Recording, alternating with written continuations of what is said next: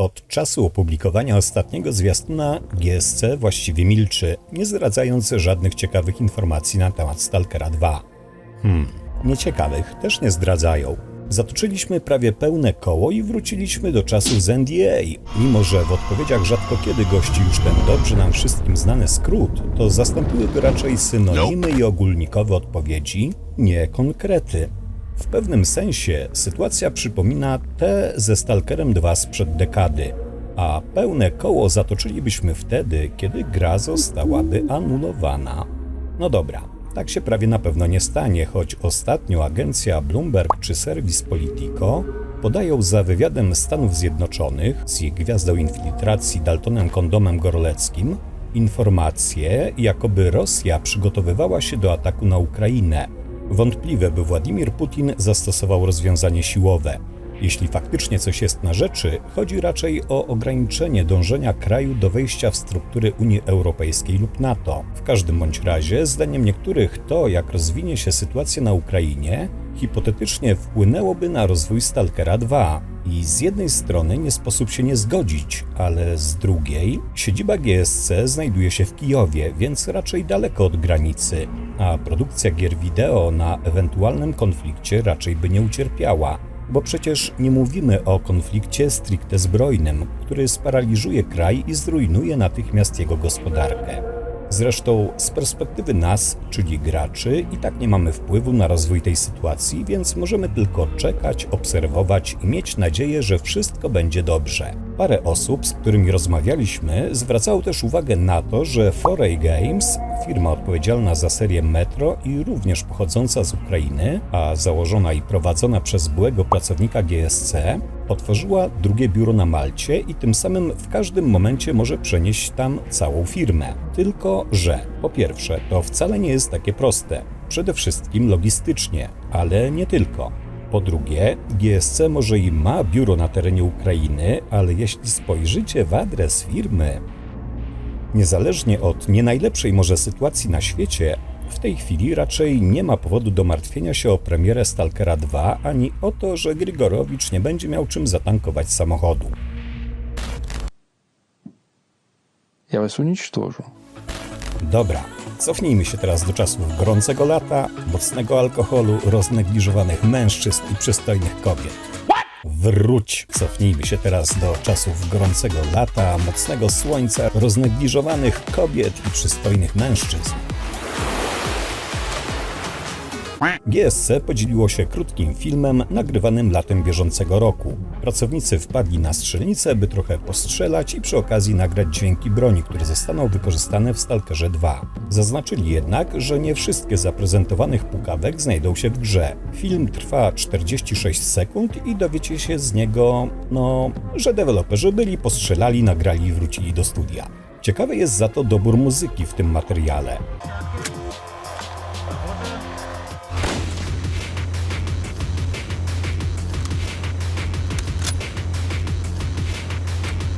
To jeden z utworów z soundtracka skomponowanego przez Władimira Freya do Firestartera, jednej ze starszych gier GSC Game World. O ile delikatny ukłon w stronę starszych tytułów cieszy, tak również trochę dziwi. Chyba wszyscy woleliby jakiś krótki teaser nowego utworu do Stalkera 2, czyż nie? A skoro o teaserach mowa, to ten film wydaje się być wstępem do większego materiału na temat broni w grze. Kilka miesięcy temu przewijały się plotki, że studio szykuje coś takiego i że mamy to dostać jeszcze w tym roku. Jeśli tak faktycznie jest, to pewnie w najbliższych tygodniach warto mieć rękę na pulsie. Do końca roku nie zostało przecież dużo czasu.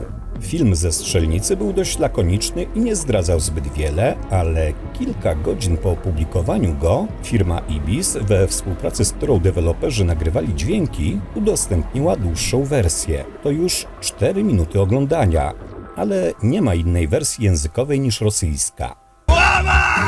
Pamiętacie historię z pierwszym szyfrem Stalkera 2? Zagadka miała absurdalny wręcz poziom trudności, a stopień jej skomplikowania zawstydziłby większość wyjadaczy tej serii.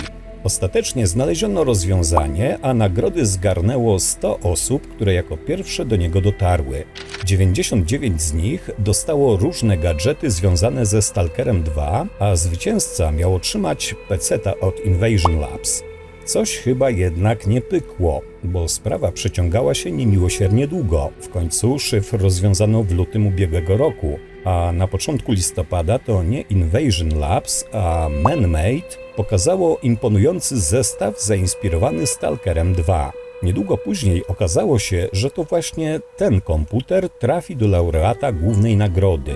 I cóż, abstrahując od jego wnętrza, zazdrościmy nawet samej obudowy. W środku znajdziemy płytę Asus TUF Z590, a na niej i7 11700K, 32 GB RAM o taktowaniu 3200 MHz i RTX 3070 Ti.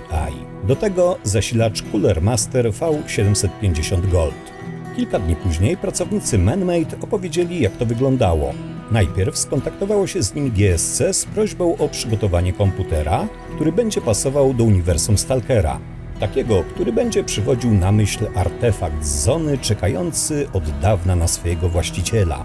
Po uzgodnieniu, jak to ma dokładnie wyglądać, firma zabrała się do pracy, rozpoczynając od przerobienia obudowy Cooler Master Cosmos C700M za pomocą nadtlenku wodoru i soli. Po pomalowaniu paneli zewnętrznych zostały odstawione do ponownego zardzewienia. Ten etap zajął tydzień, a potem obudowa została polakierowana, by jak najdłużej trzymała swoją specyficzną prezencję. Fragmenty, które nie mogły zardzewieć, zostały postarzone farbami akrylowymi i lakierem bitumicznym, a w panelu osłaniającym zasilacz i dyski pojawiły się otwory po kulach. Znak ostrzegający przed radioaktywnością oraz napisy zostały wykonane farbą fluorescencyjną, aby elementy wewnątrz wyglądały jak napromieniowane. Firma Manmade ma na swoim koncie już kilka mniej lub bardziej szalonych projektów, a ten wykonany na zlecenie GSC wydaje się równoważyć elementy kojarzące się ze Stalkerem z nowoczesnym, modnym wśród graczy designem. Nam się podoba. Napiszcie nam w komentarzach, co wy na ten temat sądzicie. Na koniec jeszcze sprawa z tym aktualnym szyfrem Stalkera 2. Ciągnie się to już kilka miesięcy i zatacza coraz większe koła. Ale chyba na bieżąco są już tylko ci najbardziej wytrwali. Zresztą cała zabawa jest skierowana, jak 90% działań marketingowych gry, do społeczności wschodniej. Nie wiemy jak wy, ale my czekamy na Stalkera 2, a przekazując na bieżąco informacje o zagadkach, musielibyśmy to jakoś skomentować, obnażając tym samym problemy z komunikacją marketingową firmy, bla bla bla. W skrócie, byłoby dużo narzekania. Na marudzenie przyjdzie czas, kiedy gra się już ukaże. A jeśli chodzi o szyfr, wrócimy do niego, kiedy już zostanie rozwiązany i będziemy mogli opisać całą intrygę.